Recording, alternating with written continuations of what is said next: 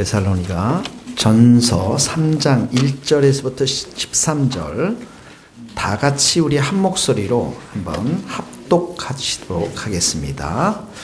이러므로 우리가 참다 못하여 우리만 아덴에 머물기를 좋게 생각하고 우리 형제 곧 그리스도의 복음을 전하는 하나님의 일꾼인 디모데를 보내노니 이는 너희를 굳건하게 하고 너희 믿음에 대하여 위로함으로 아무도 이 여러 환난 중에 흔들리지 않게 하려 함이라.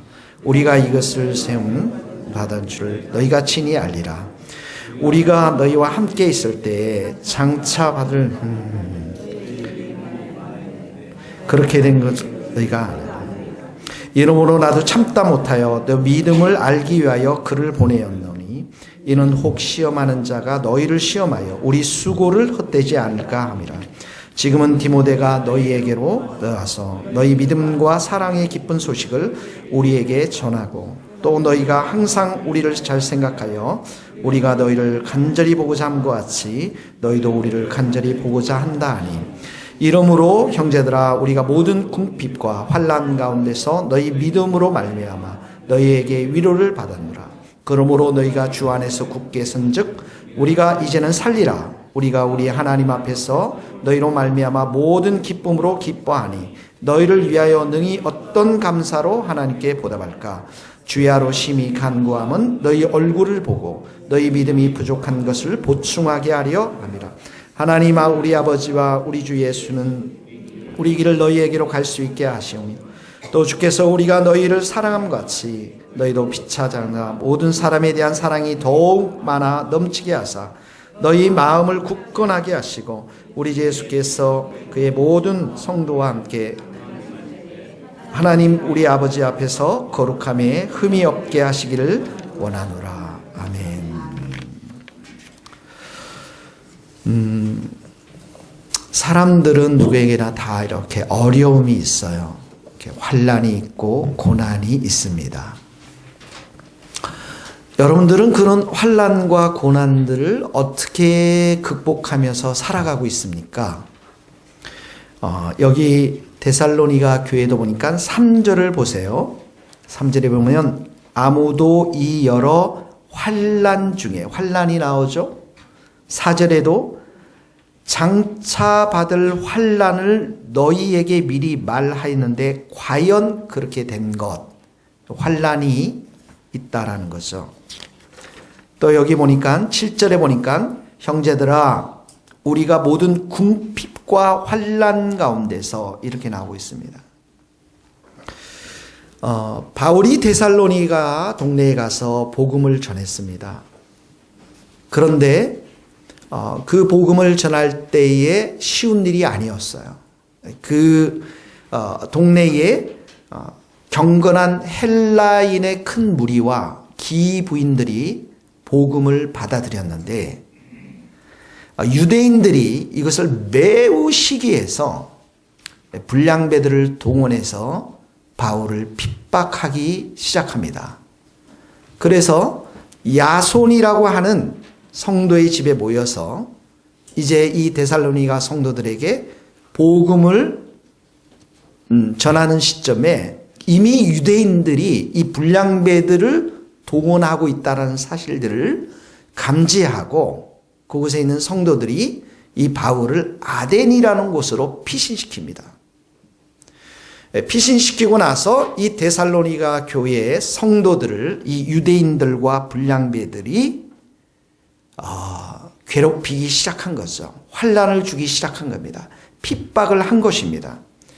그래서 오늘 보니까 1절에 보면 3장 1절에 보면 우리만 아덴에 머물기를 좋게 생각하고 이제 아덴에 갔다라는 것입니다. 2절에 보니까 그리스도의 복음을 전한 하나님의 일꾼인 디모데를 보내는 1절에 보면 우리가 참다 못하여 그러니까 지금 바울이 이렇게 피신했는데 복음을 전한 친구들, 복음을 들은 그 예수를 영접한 그 데살로니가 성도들이 이 환난 속에서 핍박 속에서 어떻게 지내고 있는지 참다 못해서 디모데를 보내게 됩니다. 그리고 2절에 보니까 디모데를 보내노니 이는 너희를 굳건하게 하고 굳건하게 한다라는 것은 이들의 믿음을 강하게 한다라는 것이죠. 또 너희 믿음에 대해서 위로하다, 격려하기 위해서 디모데를 보냅니다. 여러분, 우리가 살아가면서 고난과 환난들이 있습니다. 몇 가지 종류들이 많이 있습니다, 여러분. 우리가 천재지변을 통해서, 지진과 홍수를 통해서, 또는 내가 예기치 않게 자동차 사고를 통해서 때로는 어려움을 겪기도 합니다. 또 때로는 이 세상에서는 죄가 만연된 세상이기 때문에 사람들이 도둑질하거나 살인하거나 간음하거나 그런 죄 때문에 고난을 당하기도 합니다. 또 세상은 타락한 세상이기 때문에 사람들은 욕심에 취해 있기 때문에 사실 100이라는 파이를 놓고서 수많은 사람들이 달라붙어서 먹고 있기 때문에 어떤 사람 그 파이에 60을 가져가고 어떤 사람 30을 가지고 10 겨우 가지고 여러 사람들이 달라붙기 때문에 일어나는 고난들이 있습니다. 이런 일들을 통해서 죄악을 통해서 욕심을 통해서 사단은 사람들을 공격하고 예수로부터 멀게 하고 교회를 못 다니게 하고 심지어 예수님을 부인하며 살도록 고난을 주는 것이죠. 욥이라는 사람, 고난이 대표적인 그런 고난입니다.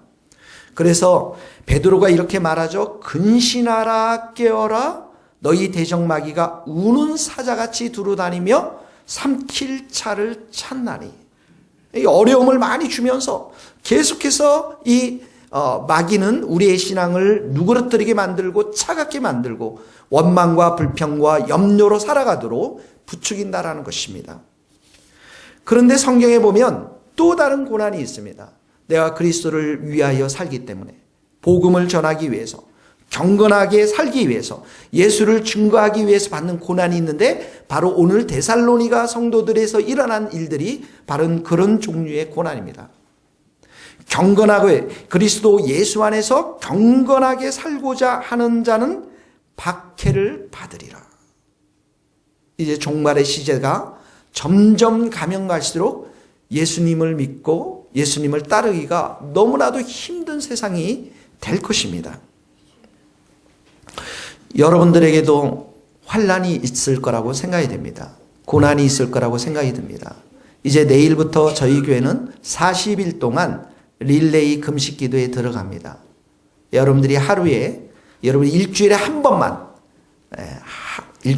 금식해 주면 좋은데 특별히 우리 성도들 중에서 어려움이 많은 분들을 놓고서 우리가 기도를 하고 그 다음에 교회를 위해서 기도하게 될 것입니다. 어떤 분들은 일터에 어려움이 있을 것입니다. 어떤 분들은 재정에 어려움이 있을 것입니다. 어떤 분들은 건강에 어려움이 있습니다. 부부의 어려움도 있습니다. 자녀와의 어려움이 있습니다. 이런 모든 문제를 놓고서 우리가 40일 동안 정말 하나님 앞에 기도하면서 이 공동체가 하나님의 일하심과 은혜들을 꼭 경험하게 될 줄로 믿습니다. 며칠 전에 제가 이제 텔레비를 보는데 한 80세 가까운 이제 할머님이 다 되신 분이십니다. 그런데 이분이 이제 지금으로부터 한 3, 40년 전이니까 한 100억대의 재산을 다 날리셨더라고요. 그 당시 그 돈이면 얼마나 컸겠습니까? 그래서 그리고 딱 500만 원만 남았어요. 자식들, 그 어린아이들 몇 명 있었고요.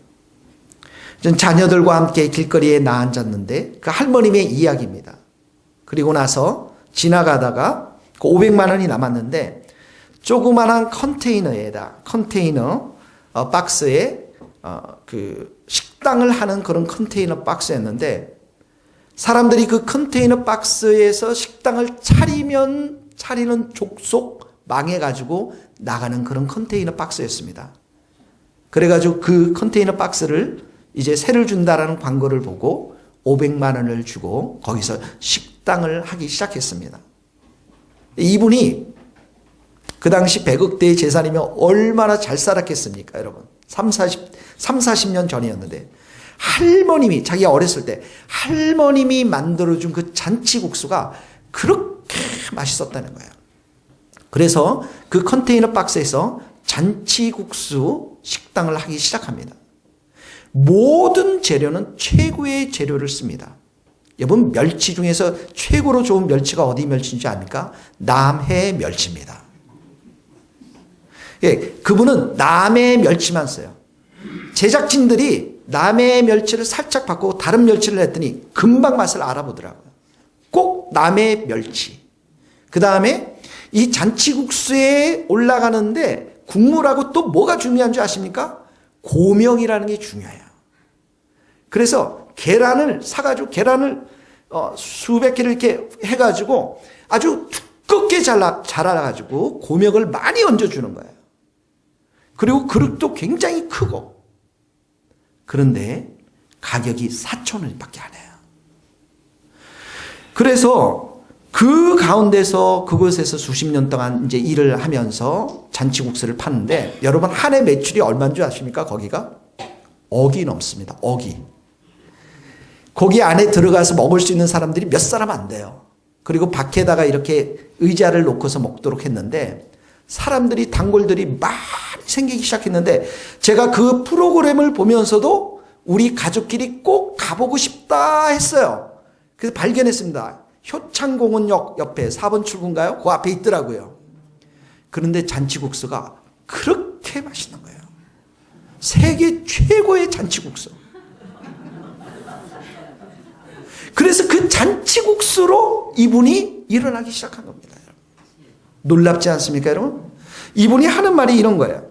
그러니까 그 어머님이 그 식당을 차려가지고 잘 되니까 그 자녀도 다른 동네에서 국수 전문집을 차렸어요.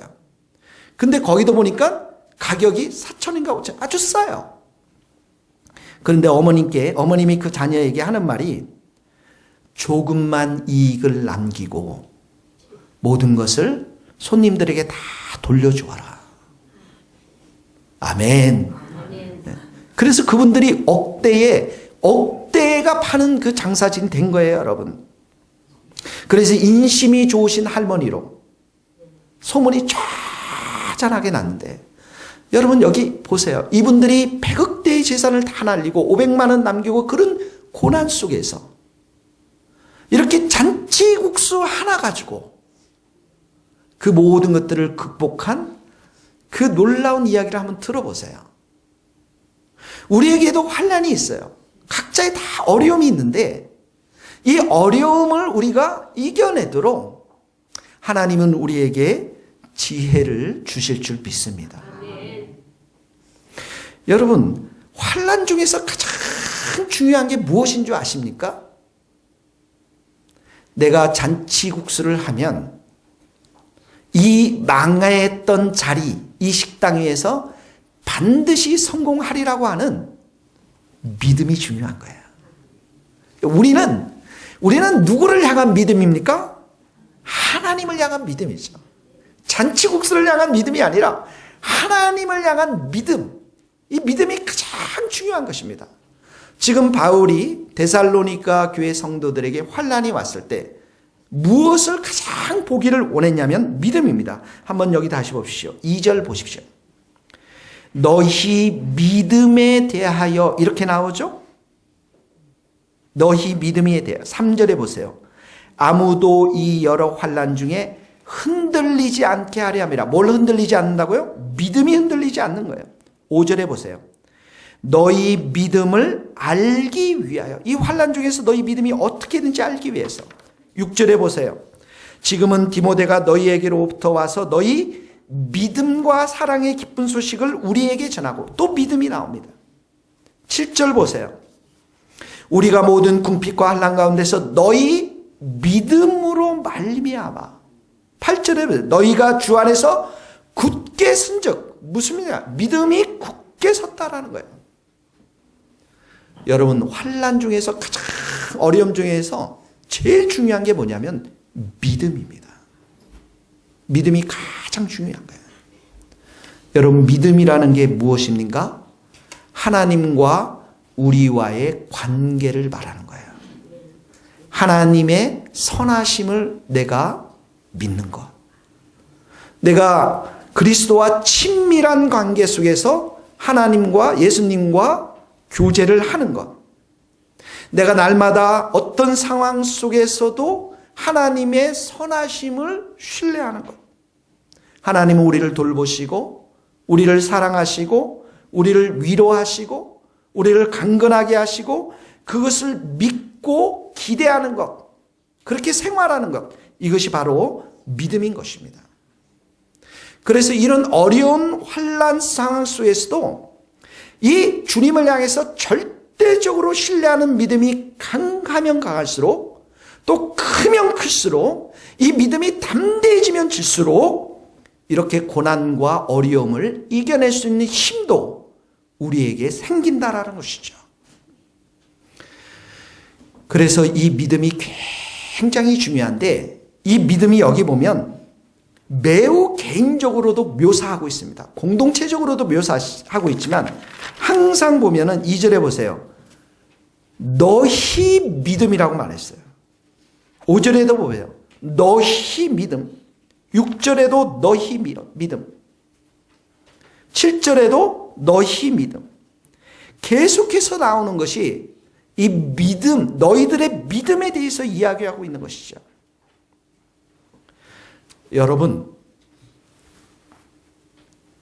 여러분들의 믿음은 어떻습니까? 지금 여러분들이 가지고 있는 이 많은 상황들이 있어요. 그런데 여러분들의 믿음은 어디 있어요? 예수님이 여러분들을 보고자 하는 것은, 하나님이 여러분들에게 보고자 하는 것은 여러분들의 믿음인 것이에요. 그게 가장 중요합니다. 예수님이 시몬의 집에 들어갔을 때 한 여인이 옥합 향유를 들고서 가져왔습니다. 가지고 와서 그 향유를 깨뜨리고 주님 발 앞에 이렇게 부어드립니다. 그리고 자기의 머리털로 그 주님의 그 발을 씻습니다. 그랬더니 예수님께서 하시는 말씀이 이렇게 말씀하십니다. 내 믿음이 너를 구원하였으니. 옥합향유 가장 귀한 걸 가져왔는데 주님은 보는 게 뭔지 아십니까? 내 믿음을 봤다라는 거예요. 백부장이 주님 앞에 나아갑니다. 하인이 중풍병으로 거의 죽게 되었는데 예수님께서 말씀해, 내가 가서 고쳐주리라. 백부장이 뭐라고 말합니까? 주님이 우리 집에 들어오는 거 내가 감당치 못하는데 다만 말씀으로만 하십시오. 말씀으로만 하십시오.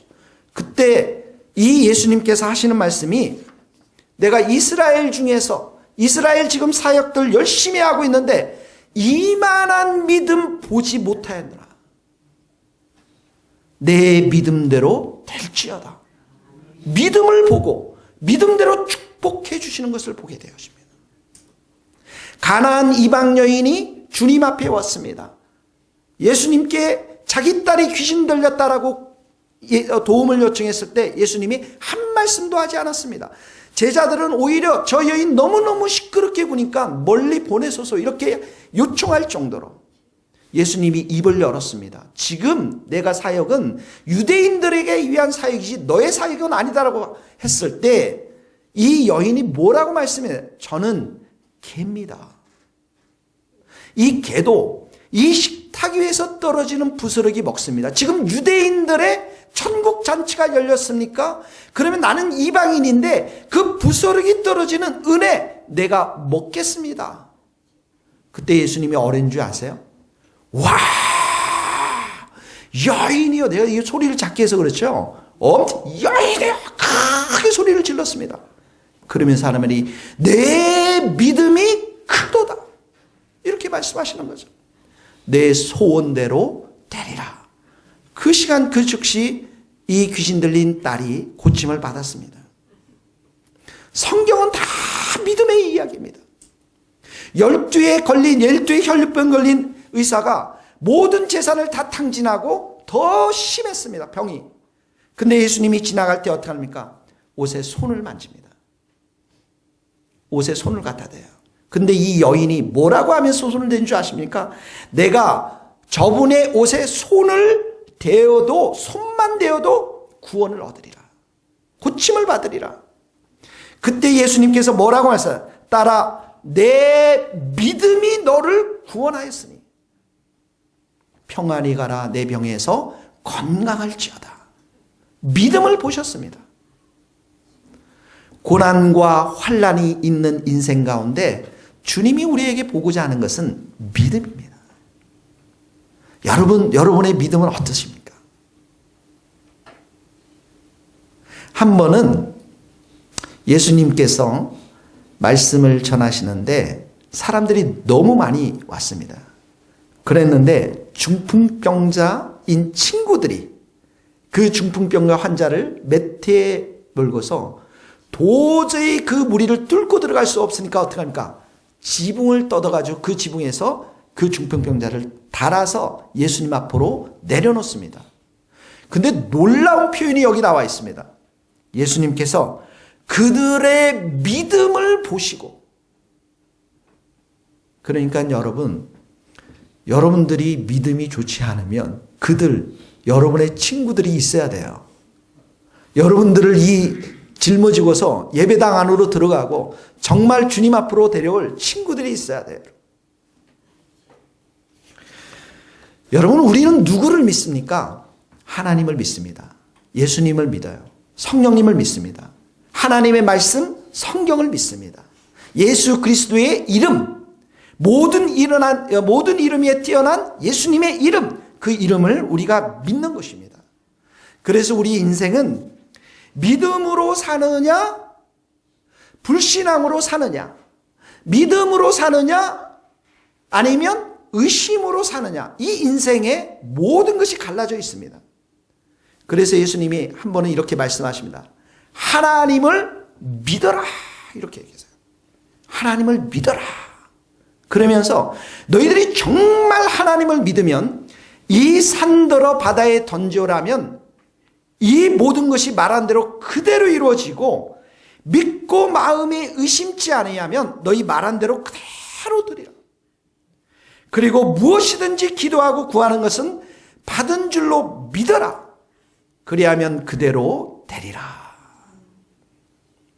사랑하는 성도 여러분, 산을 바다에 던져보신 적이 있습니까? 이 산은 정말 여러분들이 옮기기에는 불가능한 산입니다. 그렇죠. 인생을 살아가면서 여러분들에게 산들이 있어요. 도저히 이 산이 바다에 던질 수 없는 그런 산들이 있습니다. 근데 성경은 뭐라면 하나님을 믿으면 그 산들이 바다에 던진다.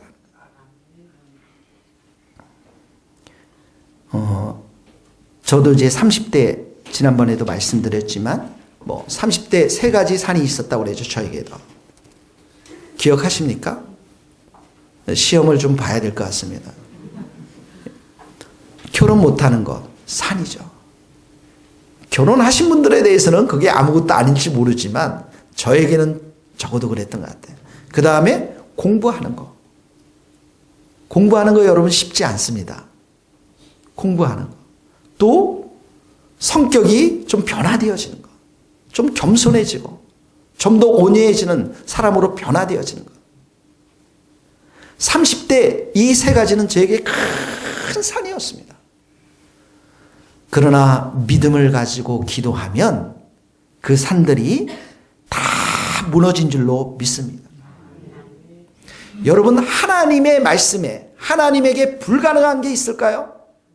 하나님은 말씀으로 빛을 창조하시고 말씀으로 이 모든 세상을 창조했습니다. 우리도 마찬가지입니다. 우리도 그 말하는 것이 이루어진 줄 믿고 우리가 의심하지 아니하면 모든 것이 되는데, 하나님은 이 모든 것이 우리의 믿음을 보시고 믿음의 기도를 보시고 우리에게 응답하신다는 거예요. 근데 이것의 최고의 적이 뭐냐면 의심이라는 것입니다. 의심. 거기 한번 우리 노트를 한번 읽어봅시다. 마가복음 11장 20절. 예수께서 그들에게 시작. 예수께서 그들에게 대답하여 이르시되 하나님을 믿으라. 내가 진실로 너에게 이르노니 누구든지 이 산더러 들려 바다에 던지어라 하며 그 말하는 것이 이루어진 줄 믿고 마음에 의심하지 아니하면 그대로 되리라.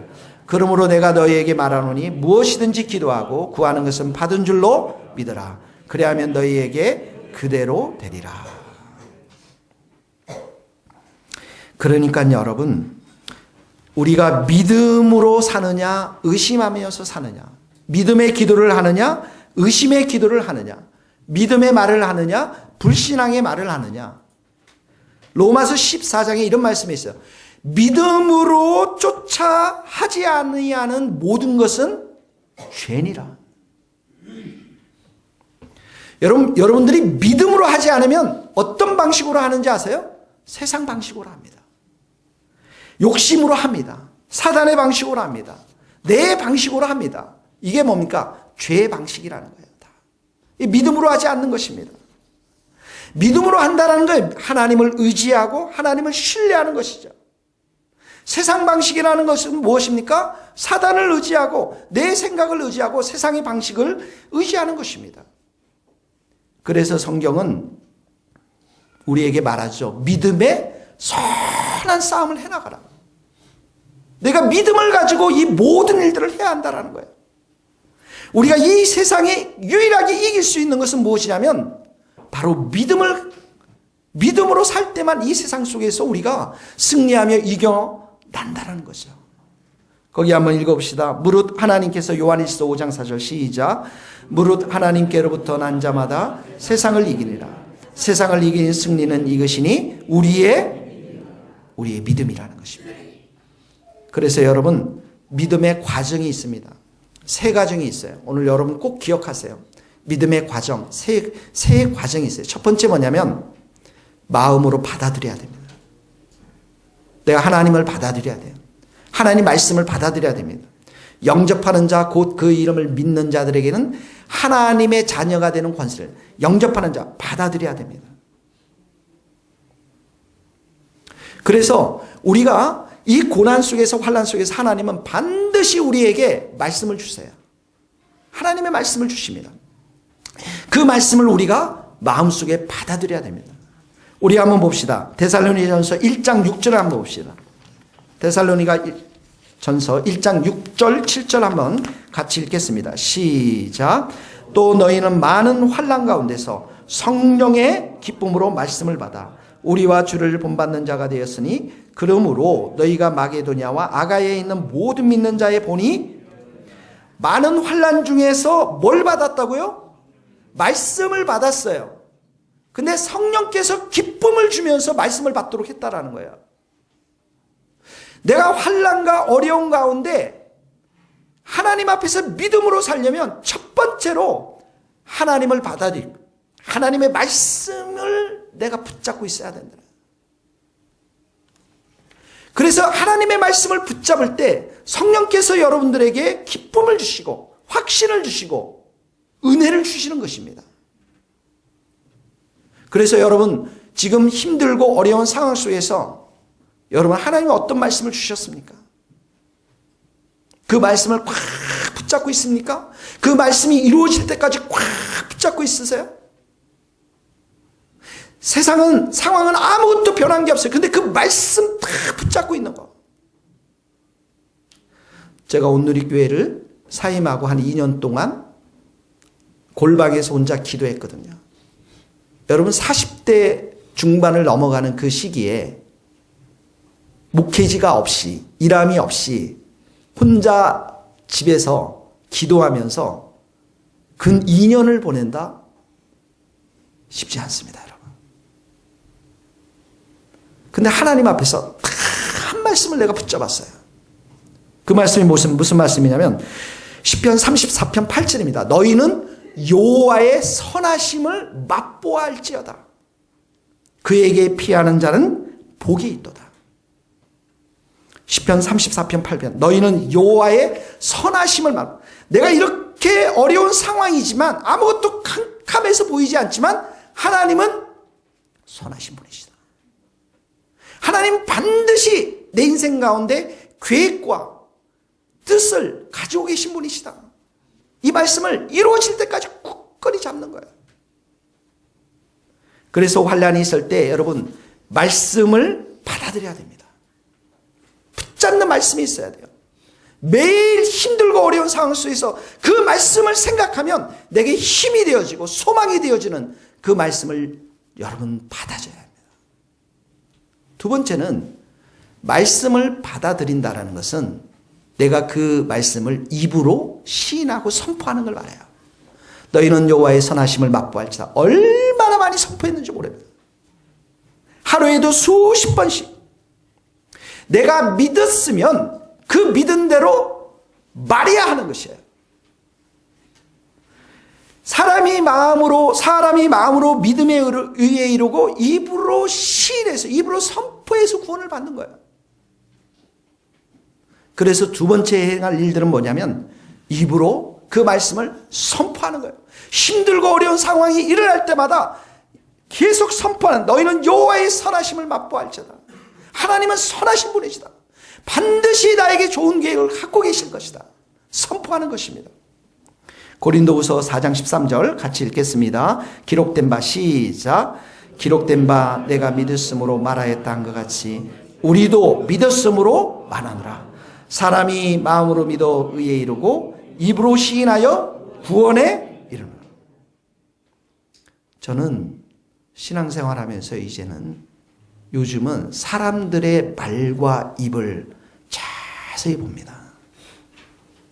그러면 그 사람의 말에 답이 이미 나와 있어요.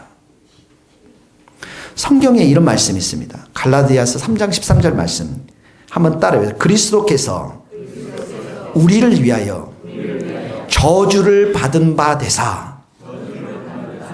누가 저주를 받았다고요? 예수님이 다 저주 받았어요. 십자가 위에서. 무슨 저주입니까? 질병의 저주, 게으름의 저주, 열등감, 상처의 저주, 비방하는 저주, 실패와 불행의 저주, 슬픔의 저주, 어리석음의 저주, 교만의 저주, 부정적인 생각들, 이 모든 저주를 누가 가져갔어요? 누가 가져갔습니까? 예수님이 가져가셨어요. 더 이상 여러분의 것이 아니라고요. 그걸 입으로 선포해야 되는 거예요. 그리스도께서 나를 위하여 저주를 받으셨다. 이 모든 나의 저주같이 나의 것이 아니라는 입으로 선포들이 여러분들에게 있어야 한다는 것이죠. 친히 나무에 달려 그 몸으로 우리 죄를 담당하셨사오니 우리 모든 죄를 예수님이 담당하셨어요. 그가 채찍에 맞음으로 너희는 나음을 입었다. 우리는 이미 치유되고 회복되었다라고 말하는 거예요.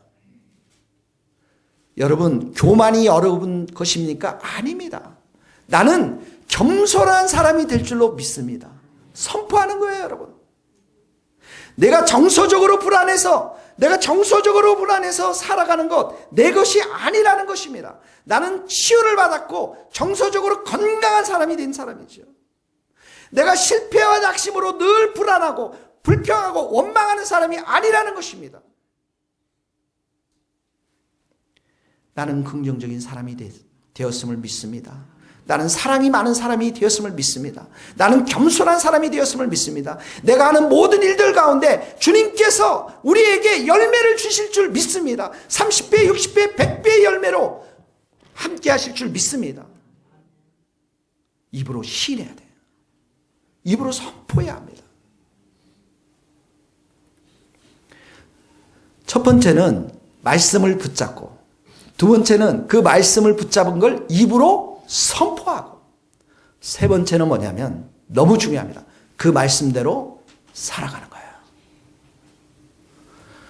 아무것도 안 보여요. 1년이 6개월이 가도 안 보여요. 1년이 가도 안 보여요. 1년 반이 가도 안 보여요. 그런데 너희는 여호와의 선하심을 맛보여. 하나님은 선하신 분이에요. 선포하는 거예요. 그리고 그렇게 사는 겁니다. 그리고 제가 할 수 있는 일들을 그날 하는 거예요. 여러분, 행함이 없는 믿음은 죽은 믿음입니다. 내가 말씀을 받고 입으로 시인했으면 그대로 사는 것입니다. 거기 한번 읽어봅시다. 이와 같이 행함이 없는, 시작, 야고보서 2장 17절 시작, 이와 같이 행함이 없는 믿음은 그 자체가 죽은 거죠. 행동해야 한다는 거예요. 여러분들 중에서 사실 우리의 삶에 승패가 달려있는 게 이 말입니다. 내가 비관적이고 내가 부정적인 말을 하는가, 내가 긍정적이고 정말 선한 말을 하는가, 믿음의 말을 하는가? 내 아내와 내가 정말 좋은 관계가 될 줄로 믿습니다. 사랑의 관계가 될 줄로 믿습니다. 그러면 반드시 그렇게 될 수밖에 없어요. 내 저 사람에게 반드시 이혼하리라. 언젠가는 정말 헤어지리라. 그렇게 됩니다. 말이 그 사람의 삶들을 만들어가는 거예요. 그래서 우리 성도들의 이 말에는 더러운 말 입 밖에도 내지 말고 오직 덕을 세우고 선한 말을 해야 하는 것이죠. 지난번에는 내가 10번 더러운 말을 했으면 오늘은 내가 8번 해야 되고 내일은 7번 해야 하고 점점 줄어들면서 그 말씀대로 내가 살아야 된다는 거예요. 내가 새벽 기도를 못 일어나면 하나님 말씀을 붙잡고 정말 내가 새벽을 깨우리로다. 내 마음이 확정됐다. 새벽을 깨우리라. 그래서 따르릉 울렸는데 또 자요. 그러면 그 따르릉 울리는 것을 집어 던져버려야 돼요. 거기 한번 읽어봅시다. 에베소 4장 29절. 무릇 너 더러운 말은 시작. 무릇 더러운 말은 너 입 밖에도 내지 말고 오직 덕을 세우는 데 소용대로 선한 말을 하여 듣는 자들에게 은혜를 끼쳐. 선한 말을 하는 거. 예. 만나면 사람들에게 상처 주는 사람들이 있어요. 말로써. 그러지 말라는 거예요. 행동으로 보이라는 것입니다. 거기 시편 57편 7절 봅시다. 하나님이여 내 마음이 시작. 하나님이여 내 마음이 확정되고 내가 노래하고 내가 찬송하리다. 내 영광을 깰지어다. 비파야 수금아 깰지어다. 내가 새벽을 깨우리라. 오늘도 내가 새벽 못 깨웠어요. 괜찮아요. 내가 새벽을 깨우리라. 계속 선포하면서 그렇게 내 삶 가운데 보여주면 새벽이 깨워지는 것입니다. 이 말에서부터 말씀, 말, 이 행동으로부터 내가 치면 안 되는 거예요. 상황과 관계와 모든 것들은 변화되지 않을 수 있어요. 그런다 이 말과 이 행동으로부터는 내가 져서는 안 되는 것입니다. 말씀대로 내가 행동대로 보여주면 하나님께서 시간에 따라서 그 모든 것들을 우리에게 선하게 주실 줄 믿습니다. 사랑하는 성도 여러분, 여러분의 자녀들 있죠? 자녀들 아픔이 얼마나 많이 있습니까? 근데 축복해야 됩니다. 이 자녀는 사랑받는 자녀가 반드시 될 것이고 우리 자녀는 순종하는 자녀가 될 것이고 하나님의 기쁨을 드리고 우리 귀한 자녀는 부모님을 공경하고 부모님께 순종하는 자녀가 될 줄로 믿습니다. 고백해야 됩니다, 여러분. 선포해야 됩니다. 내 자녀가 화나지 않도록 내가 행동해야 되고 내가 주님의 말씀대로 양육할 것임을 내가 믿습니다. 그리고 정말 자녀가 나에게 힘들게 할다 할지라도 그 자녀를 끝없이 사랑하고 말씀대로 내가 나아가면 행동하면 자녀들이 변화될 줄로 믿습니다. 이게 믿음인 거예요. 에베소서 6장 1절 한번 읽어봅시다. 자녀들아 시작. 자녀들아 주 안에서 너희 부모에게 순종하라. 이것이 옳으니라. 내 아버지와 어머니를 공경하라. 이것은 약속이 있는 첫 계명이니 이로써 내가 잘되고 땅에서 장수하리라. 아비들아 너희 자녀를 노엽게 하지 말고 오직 교훈과 훈계로 양육하라. 이 말씀 붙잡고 자녀들을 대해야 하는 것이죠. 행동해야 하는 것입니다. 우리 교회는 말씀과 찬양과 기도의 집이 될 줄로 믿습니다. 정말 여러분 믿었나요? 우리는 앞으로 정말 선한 일을 많이 해야 됩니다. 여러분의 가정, 일터, 선교지 선한 일을 많이 해야 되는데 그 선한 일을 하려면 우리 힘이 필요해요. 능력이 필요합니다. 은혜가 필요합니다. 그래서 말씀, 찬양, 기도의 집을 세우기를 원하는 거예요. 근데 그게 어떻게 세워질지 아무도 몰라요. 그냥 요한계시록 말씀을 통해서 제가 하나님으로부터 받은 목회적 비전인데 우리가 토요일마다 몇 사람이 하나님 앞에 찬양하며 기도하는 밤이 벌써 수개월째 되었습니다. 그리고 그 시간이 너무 감사하고 은혜가 넘쳐서 이제는 다음 주부터 수, 목, 금, 토 우리가 저녁마다 또 모이기를 시작하기로 했습니다. 수, 목, 금, 토 저녁에 이곳에서 찬양이 울려 퍼지고 기도가 울려 퍼지고 말씀이 울려 퍼지는 밤이 될 것입니다. 그리고 앞으로 정말 우리 젊은 청년들이 이곳에서 예배팀들이 세워져서 하나님께 경배하며 찬양하는 귀한 일들이 있게 될 줄로 믿습니다. 행동하는 것이에요. 그 말씀을 붙잡고 입으로 선포하고 행동하는 것이죠.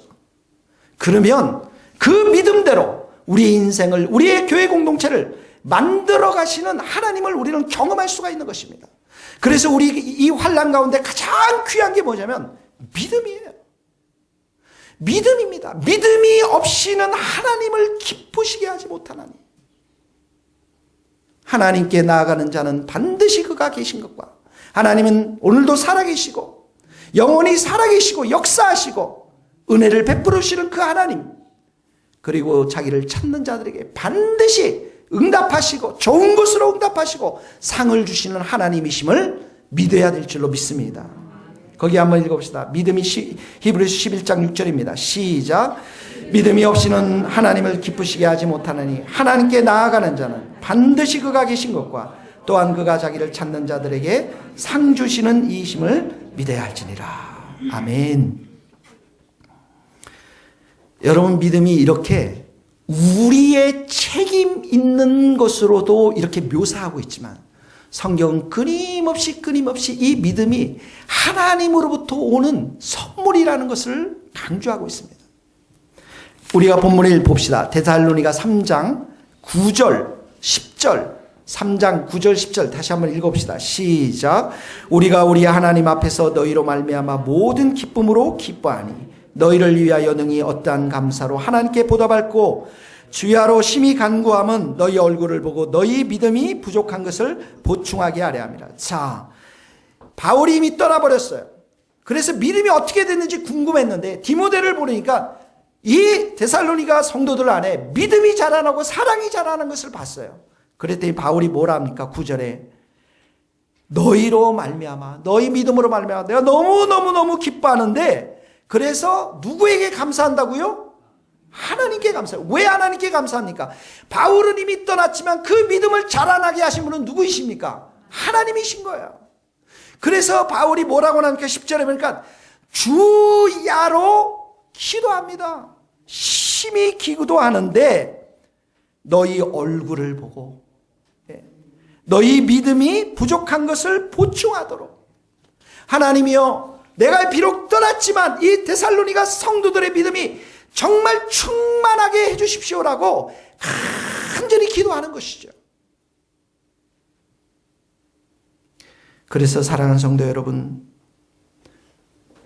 우리는 심었고 바울은 심었고 아볼로는 물을 주었을 때 하나님께서 어떻게 합니까? 이 믿음을 자라나게 하시는 거예요. 자라나게 하시는 분은 하나님이십니다. 그래서 순식구를 위해서, 여러분 서로를 위해서 주야로 간구하는 자가 되어야 됩니다. 거기 한번 읽어보겠습니다. 고린도서 3장 6절 나는 심었고 시작. 나는 심었고 아볼로는 물을 주었으되 오직 하나님께서 자라나게 하셨으니 그런즉 심는 이나 물 주는 이는 아무것도 아니로되 오직 자라게 하시는 이는 하나님 분이시니라. 하나님이 자라게 하시는 거예요. 여러분들이 지금 이 자리에 온 것, 주님의 새 교회 자리에 온 것, 작은 교회죠. 보잘것없습니다. 인간이 보기에는 그렇습니다. 그러나 여러분은 이 마지막 시대 때 하나님의 귀한 일들을 위해서 하나님께서 불러주신 너무나도 귀한 사람인 줄 저는 믿습니다. 이 자리에 오기까지, 여러분의 믿음이 이 자리에 오기까지는 누군가가 눈물이 있었습니다. 누군가의 눈물이 있었어요. 여러분들의 어머니의 눈물이 기도가 있었고, 여러분의 정말 어떤 사람들의 눈물의 기도가 있었습니다. 그리고 지금 여러분들은 또 다른 사람들을 위해서 주야로 간구해야만 될 줄로 믿는 거예요. 사랑하는 성도 여러분, 우리가 서로를 위해서 기도해야 될 줄로 믿습니다. 이 교회를 위해 기도하고 우리 서로를 위해서 기도해야 될 줄로 믿습니다. 이 믿음이 흔들리지 않도록 여러분들에게 나눠주신 40일 금식기도, 이 기도 제목이 있습니다. 개인 기도 제목들, 참 어려운 분들 위해서 기도했고, 그 다음에 교회 기도 제목이 있습니다. 여러분 40일 한 끼 금식 기도표에 보면 월요일서부터 쭉 나와 있는데, 월요일에 해당하는 신분들은 그날 한 끼만 금식하면 됩니다. 물론 아침, 점심, 저녁 다 금식해도 괜찮습니다. 한 끼 금식하시면서 여기에 나와 있는 사람들, 교회를 위해서 꼭 기도해 주시기를 바랍니다. 환난을 이겨낼 수 있는 것은 첫 번째 믿음이고요. 잠깐만 보겠습니다. 두 번째는 뭐냐면 사랑입니다. 3장 6절을 봅시다. 데살로니가서 3장 6절에 보면 이렇게 나와 있습니다. 너희 믿음과 사랑의 기쁜 소식을 이렇게, 사랑이 있었다라는 거예요. 근데 그 사랑은 뭡니까? 너희가 항상 우리를 잘 생각하고 우리가 너희를 간절히 보고자 함과 같이 너희도 우리를 간절히 보고자 합니다. 사랑이 여기서 뭐라고 했어요? 우리를 잘 생각해 주는 것, 귀하게 생각해 주는 것, 소중하게 생각해 주는 것. 그리고 또 뭡니까? 사랑이 간절히 보고자 하는 것. 여러분, 우리 교회 목사님들, 사역자들을 여러분 귀하게 여기를 바랍니다. 소중하게 여기십시오. 여러분 서로를 소중히 여기고 여러분 서로에게 정말 보고 싶다고 문자도 날려주시고 전화도 할 수 있기를 바랍니다. 이게 사랑이라는 거예요. 그리고 그 사랑이 12절로 가봅시다. 12절에 가면 같이 읽어봅시다. 또 주께서, 시작. 또 주께서 우리가 너희를 사랑함과 같이 너희도 피차간과 모든 사람에 대한 사랑이 더욱 많아 넘치게. 자, 여기 보면 우리가 너희를 사랑합니다. 사역자들을 사랑합니다. 너희도 피차간에 너희가 서로 사랑하고, 여기 누가 나옵니까? 모든 사람이 나옵니다. 모든 사람. 이 교회의 사랑이 넘쳐나서 어디까지 가야 한다라고요? 모든 사람들에게. 모든 사람이 누굽니까? 내가 싫어하는 그분, 나에게 늘 해를 주는 그분, 나를 반대하는 분, 내게 매운 짓만 하는 사람들, 나를 이용하는 사람들, 가난한 사람들, 고아들, 과부들, 이 땅에 있는 모든 사람들, 독재자들, 억압자들, 그 원수까지도 모두 사랑하도록 지금 바울이 12절에 보면 기도하고 있는 거예요. 12절은 주께서 더욱 많아 넘치게 하사. 여러분, 우리에게는 사랑이 나올 수가 없어요. 오직 사랑은 하나님으로부터만 나오는 것입니다. 하나님의 사랑이 무엇은 사랑입니까? 우리가 경건하지 않았을 때 우리를 위해서 죽은 그 사랑입니다. 내가 죄인 되었을 때 죽었던 그 사랑, 내가 원수 되었을 때 죽었던 그 사랑, 그 사랑이 매일매일 우리들 가운데 충만히 넘칠 때만 우리는 모든 사람들을 사랑할 수 있는 것이죠. 치즈 공장에서 일하던 프레드릭 레만이라는 사람이, 이분은 제가 만나본 적은 없어요. 점심시간에 아내가 사준 도시락에 이런 편지가 있었습니다. 여보, 힘내세요. 하나님이 당신을 사랑합니다. 바다가 먹물이 되고 하늘이 두루마리 된다 할지라도 하나님의 사랑은 다 기록할 수 없습니다. 여보, 사랑합니다. 그 편지에 너무 감동이 돼서 이 프레드릭 레만이 찬송가 지용곡이 304장입니다. 하나님 크신 사랑은 증량다 못하네. 영원히 변치 않는 사랑 성도여 찬양하세. 하나님의 사랑이 우리에게 충만히 임할 수 있기를 간절히 바랍니다. 기도하시겠습니다.